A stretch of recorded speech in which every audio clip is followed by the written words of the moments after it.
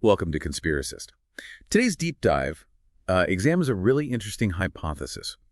The idea that governments might have intentionally concealed evidence relating to, well, fake moon colonies. Exactly. And our goal here is to objectively look at the evidence and the reasoning behind these kinds of claims. We want to maintain a, strictly professional tone, no dismissiveness, just evaluating the information we have. Right. We've looked at various things, technical reports about potential lunar colonies, discussions around moon landing skepticism, NASA's current and future plans for the moon. And also mentions of unidentified aerial phenomena, UAPs, which sometimes get woven into these discussions. So quite a range of material to consider in relation to this core idea of concealment.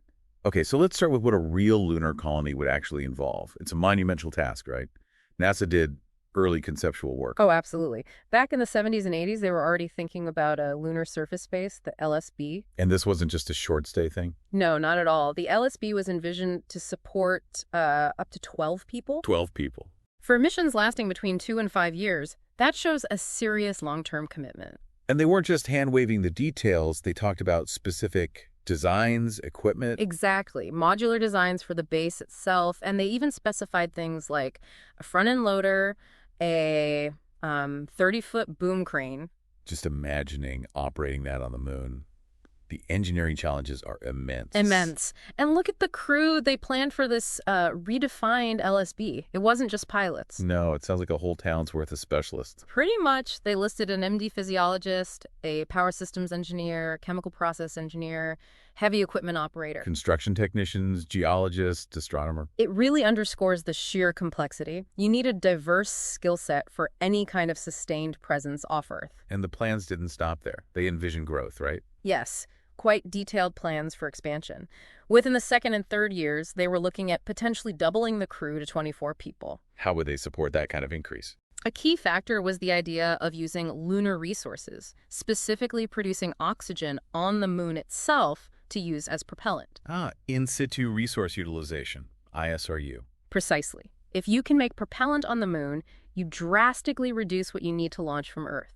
This would mean more frequent tug flights, as they called them, bringing up personnel and supplies. Facilitated by lunar oxygen. That's a huge step towards self-sufficiency. A game changer. And during this 24-person phase, they were planning for even longer crew rotations, 16 months, really settling in. Wow. And what about actually using the moon? Mining, construction. That was definitely part of the plan. They talked about mining operations ranging from, hand shovels initially all the way up to cable excavators. For what purpose? Site prep? Resources? All of the above. Preparing the site, extracting resources like oxygen from the regolith, getting metallics, and also covering the habitat modules with lunar soil. For radiation shielding, presumably. That's the main driver, yes. The moon has no real atmosphere to protect against radiation, so burying habitats is crucial for long-term stays. They even considered inflatable buildings as potential early structures, maybe for things like farming tests, trying to build that self-sustaining environment. So even these early concepts, they were tackling the big challenges. Long-term life support, enclosed environments, the need for different scientific disciplines to work together. Absolutely. It paints a picture of an incredibly complex, interconnected system needed for a real functioning lunar outpost. Which brings us to the broader goals. Why build a colony? What were the aims beyond just being there? Well, the main goals were twofold, really. First, figure out how to meet the basic needs of the inhabitants using local resources as much as possible. Self-sufficiency again. Right. And second, to intertwine that colony development with scientific research and also making it a support base for potentially further space exploration, a stepping stone. Let's dig into that self-sufficiency bit. Oxygen production seems critical. How did they think they could do that? They looked at a few methods. Two main ones were hydrogen reduction and electrolytic reduction. Okay, how do those work, basically? Hydrogen reduction involves, reacting hydrogen gas, which you'd likely have to bring from Earth initially with the iron oxides in the lunar soil. Like rust, essentially. Sort of, yeah. Iron oxide, FeO, that reaction produces water, H2O. Then you use electrolysis, run an electric current through the water, to split it into hydrogen and oxygen. And you reuse the hydrogen? Ideally, yes. The other method, electrolytic reduction, skips the water step. It aims to directly zap molten lunar regolith with electricity to pull the oxygen out of the various metal oxides. Sounds energy intensive. Were there Challenges with these? Oh, definitely. For hydrogen reduction, the issue is that iron oxide, FeO, isn't actually the most abundant oxide in typical lunar soil, like where Apollo 11 landed. It's a limited component. So you need to process a lot of soil. Exactly. Huge amounts of regolith, which means lots of energy, lots of equipment, complex logistics. Electrolysis has its own challenges with high temperatures and material handling. It's not just flicking a switch then. Far from it. And oxygen is just one piece. Life support is a massive puzzle. What else did they identify as critical? Maintaining the atmosphere inside the habitat, obviously. Getting the right mix of oxygen and some inert gas like nitrogen, controlling the partial pressures. Picture humidity. Yep, precise control needed. Pressure regulation. Dealing with contamination, lunar dust is nasty stuff, very abrasive. And waste, always an issue. It's crucial. Managing liquid and solid waste effectively. Collection, processing, possibly recycling water. And underpinning all of this, reliable sensors, controls, automation, it's incredibly complex. A self-contained world, basically. Yeah. Did they also look at using lunar materials for, like, building things? Construction. They did. They explored processing lunar basalt, which is common volcanic rock on the moon, into useful forms. Such as? Things like cast basalt, you melt it and pour it into molds, good for things that need to withstand heat, like furnace linings or pipes. Okay. Also sintered basalt pressing and heating the powder to make tiles or bricks. And even spun basalt like fiberglass for insulation or maybe even making cloth. Turning rock into fabric. Yeah, showing a lot of thought about using what's available, reducing the need to ship everything from Earth. I read something about possibly using the moon's temperature swings for processing. That was a fascinating concept, actually. The idea was, could you leverage the extreme day-night temperature differences on the moon to help with casting basalt without needing huge amounts of power for furnaces? How would that work? Maybe by using insulated molds and carefully controlling how the molten basalt heats up during the lunar day and cools down slowly during the long lunar night. Sort of passive thermal processing. Ingenious if it works. Yeah. So, okay, we've established that building a real colony is incredibly difficult, requiring massive long-term planning and resources. Definitely. The scale is huge. Now, how does this connect back to the central hypothesis we're discussing, the idea of fake moon colonies being concealed? Well, the hypothesis itself implies intentional deception, right? That what's being presented isn't the truth, or that something is being hidden altogether. It seems almost counterintuitive. If the real thing is so hard, wouldn't faking it also be incredibly difficult? Or maybe the argument is that because it's so hard, any claim of actually doing it must be fake. That's one possible line of reasoning you sometimes encounter, the sheer scale and the decades of planning outlined in these concepts. If someone perceives the actual achievements or lack thereof as falling short of that grand vision, they might conclude it's easier to fake a simpler version, or that the lack of a massive visible base means nothing is happening, or what is claimed is fabricated. Exactly. It sort of feeds into this idea that discrepancies real and perceived between official stories and what people expect or think is feasible can open the door for alternative explanations. Like conspiracy theories often arise from those gaps. Precisely. When there's a perceived mismatch or information seems incomplete, theories involving deception or concealment can take root. Okay, but let's pivot to the evidence we do have regarding actual lunar missions, specifically the Apollo program. There are the moon rocks. A very significant piece of evidence. The 6 crewed Apollo missions brought back, about 380 kilograms, over 800 pounds of lunar material. And these aren't just any rocks.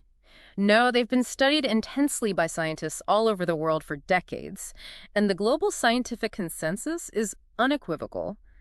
These rocks are from the moon. What makes them so distinct? Several things. First, they show virtually no signs of hydrous alteration, meaning they weren't formed or changed by water, which fits the moon's extremely dry environment.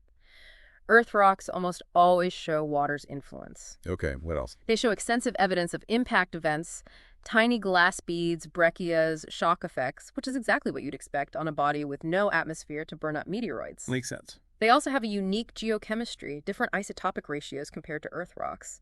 And crucially, many are extremely old, older than most rocks found on Earth's surface, dating back to the early solar system. And this isn't just NASA saying this. Not at all. It's based on independent analysis in labs worldwide. Plus, the samples returned by the Soviet Union's robotic Luna missions share these same key characteristics. It all lines up. Beyond the rocks, what other physical evidence exists? You mentioned laser ranging. Right, the Lunar Laser Ranging Experiment, or LLRE. This is fascinating. Apollo astronauts and Soviet robotic landers, too, left retroreflectors on the moon's surface. Like special mirrors. Exactly.